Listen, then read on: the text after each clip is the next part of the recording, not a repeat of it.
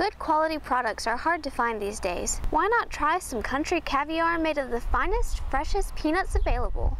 Hardy Farms peanuts are grown, cleaned, processed, and packaged in Hawkinsville, Georgia. Try some of the most popular peanuts in the Southeast by stopping at your local grocer or one of these roadside stands to pick up your bags of Hardy Farms peanuts. You can eat them anytime. They have everything you want in a peanut. They're boiled, they're warm, you bite into them, the juices squirt out in your mouth, nothing better. Welcome to another episode of Ag Update. I'm UGA Extension Agent Mark Freeman. In today's episode, we'll be talking about wheat diseases, my cotton variety trial, a little bit of corn, and some turf grass.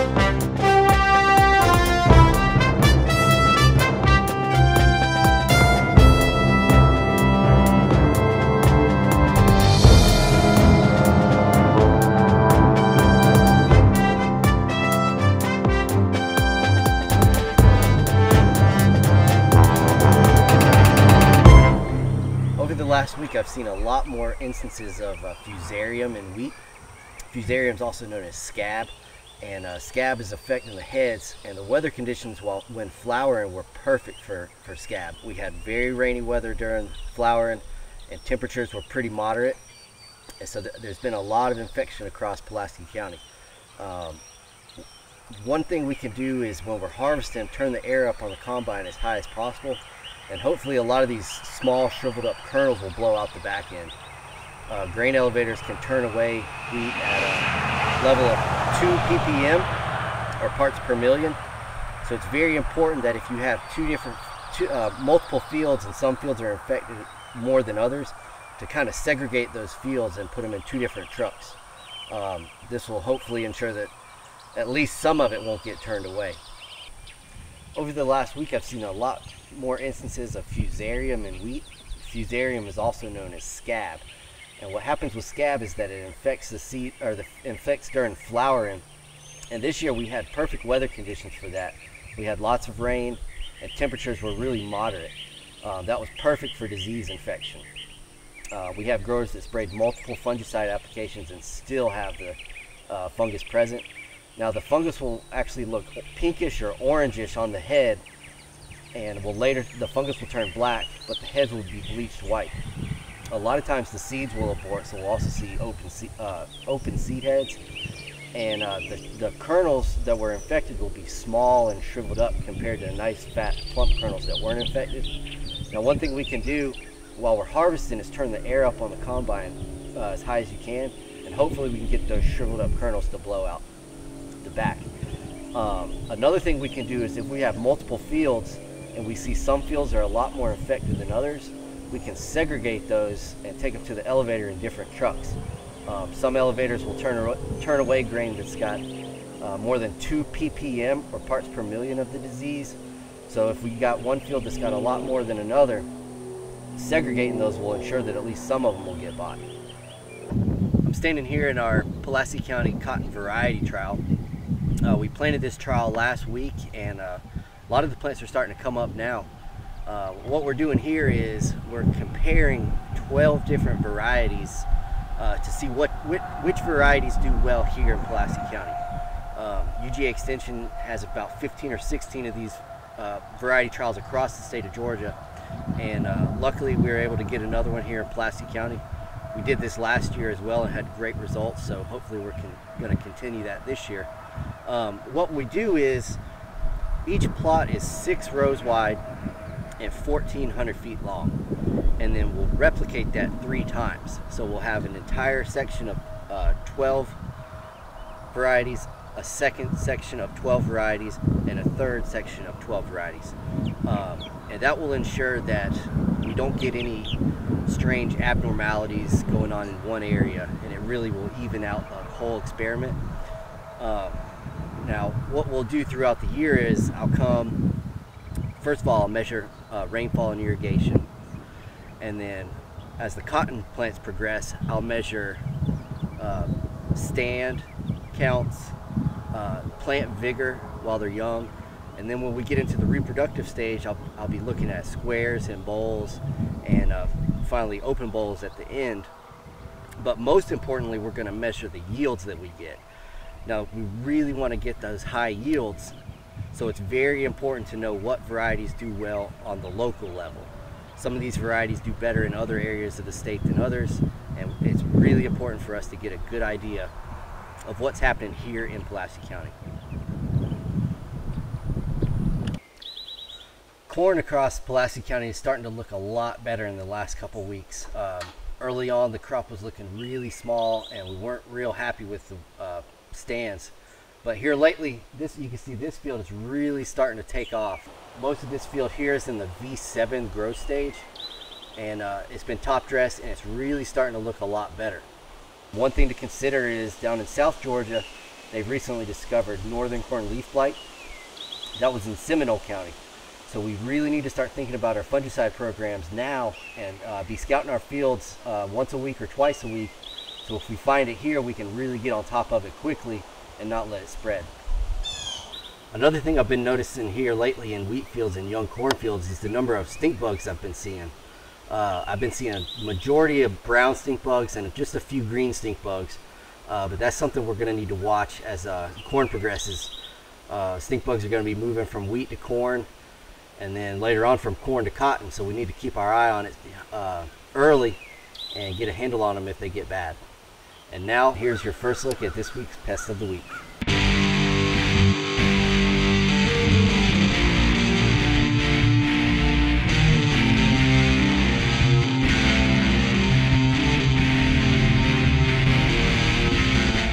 Good quality products are hard to find these days. Why not try some country caviar made of the finest, freshest peanuts available?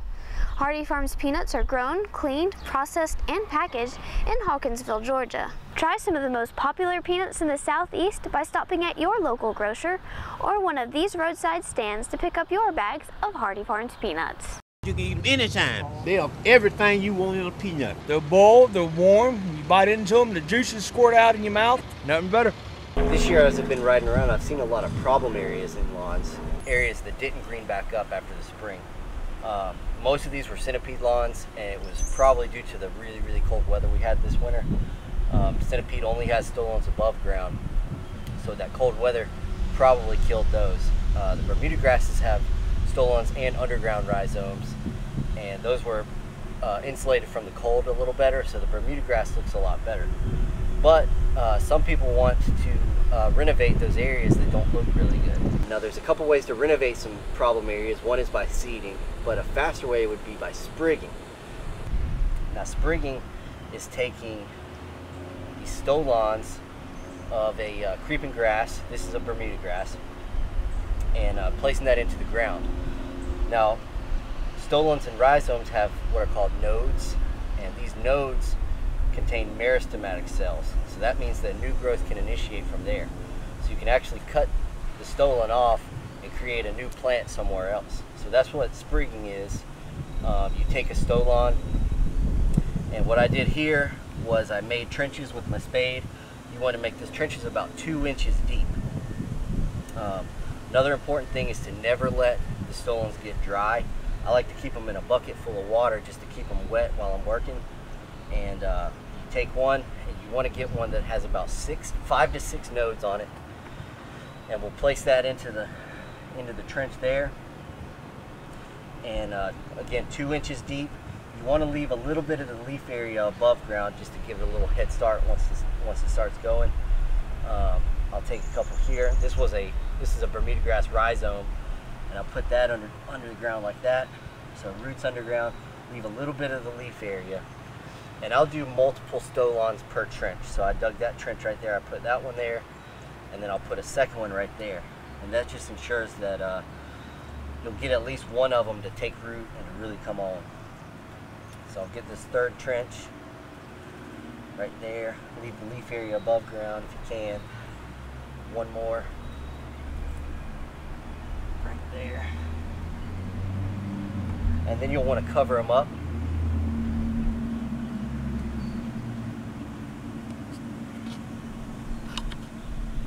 Careful not to bury too much of the leaf area. That one like that. Now it's very, very, very important to maintain soil moisture on these. We want to lightly water 2 to 3 times a day. And you want to do that until they take root. So you'll know they take root by when you can just pull on them and they don't come up on their own. These right here, I could just pull on that and it would come right up. But if they had taken root, you wouldn't really be able to pull them out like that. Once they take root, it's time to start watering them and maintaining them just like you would a normal yard. So until then, try not to mow the area. Let that leaf tissue get up above ground. But this is one way to get a dead area covered up a lot faster. This is going to be a lot faster than to try to replant this by seed, and it's a lot more inexpensive than trying to resod it. So now that we've learned how to sprig, here's a second look at this week's Pest of the Week.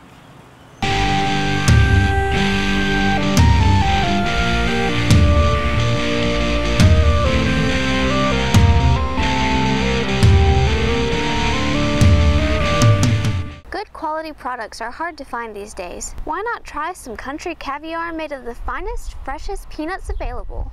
Hardy Farms peanuts are grown, cleaned, processed, and packaged in Hawkinsville, Georgia. Try some of the most popular peanuts in the Southeast by stopping at your local grocer or one of these roadside stands to pick up your bags of Hardy Farms peanuts. You can eat them anytime. They have everything you want in a peanut. They're boiled, they're warm, you bite into them, the juices squirt out in your mouth, nothing better. So these little plants right here are little cotton plants. I actually planted these cotton plants to use as a teaching aid for my Cotton Scout school in a couple of weeks. And I planted them under plastic because I planted them about a month before they were recommended to be planted, and the plastic will heat up the soil a little bit. Give them a good head start. I want them to get growing fast. I'm going to use them as a teaching aid in my Scout school in a couple of weeks. And I planted these plants so that they could be bigger and more grown than plants that are planted in the field right now. And that'll give the kids an opportunity to see what they're going to see in a couple of weeks, so they're not just thrown out there with no idea what's going to happen. But one issue I had is I'm having a little bit of trouble with thrips.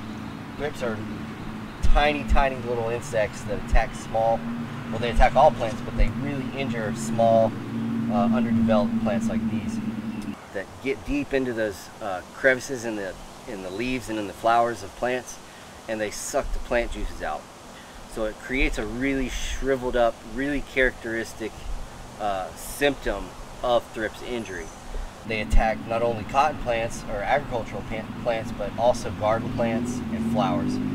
So what I did, I got some orthene. You can get orthene at Lowe's, Ace Hardware, any home and garden store. And basically every other day I've come out and just sprayed them, and I try to soak the plants down as best as I can.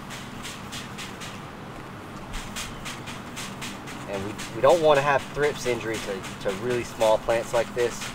They can really slow down some small plants and actually even kill them if they're bad enough. But one of the characteristic signs of thrips is just a curling up of plant tissue.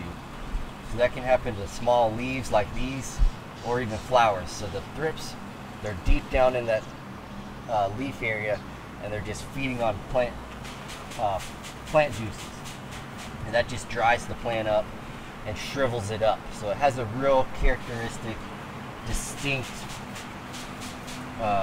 symptoms that you can really tell.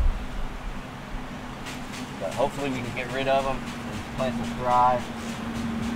And I'll have good luck at my cotton scout.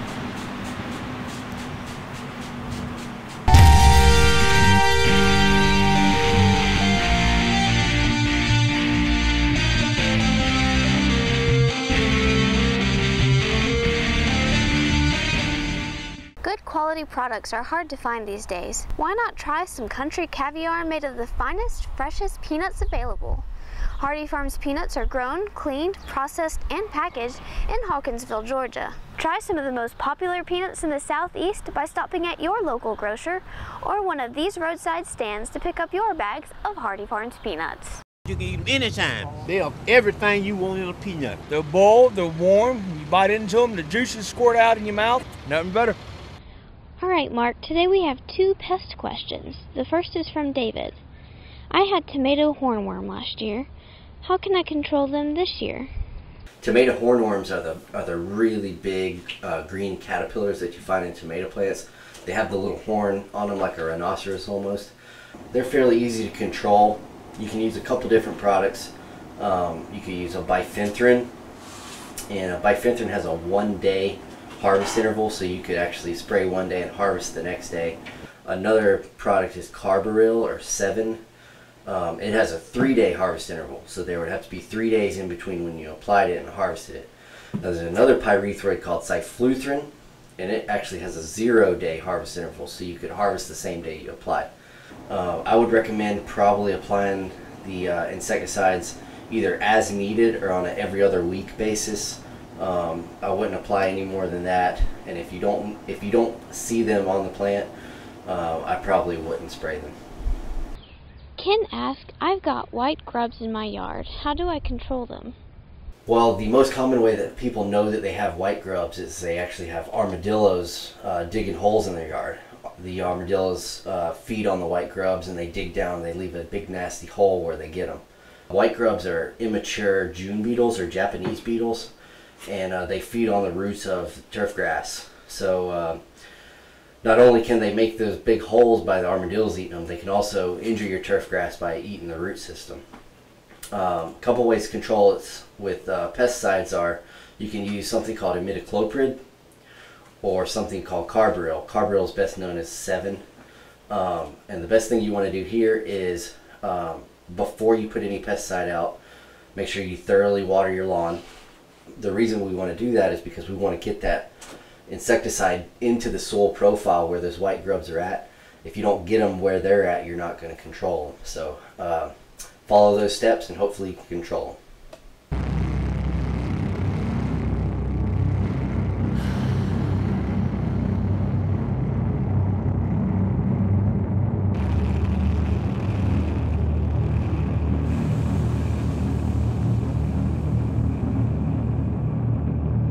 Hopefully you could guess that this week's pest of the week was mole crickets. Mole crickets are very prevalent in the coastal plain of Georgia, so from about Macon south to the coast and to the Florida border. They tunnel underground and eat our turf grass root systems.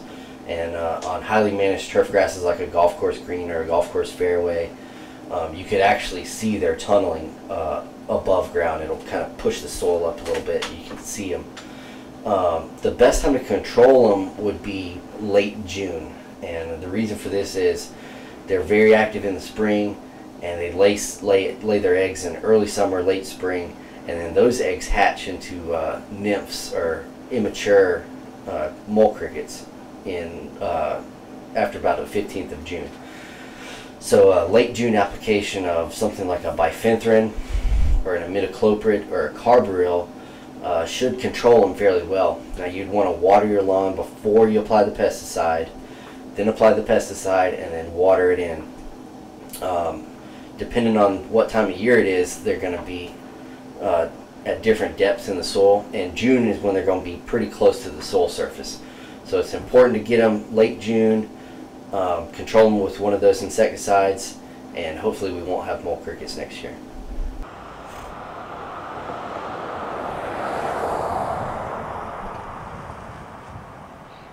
Thanks for watching another episode of Ag Update. I'm UGA Extension Agent Mark Freeman. Be sure to tune in 2 weeks for the latest in Middle Georgia agriculture.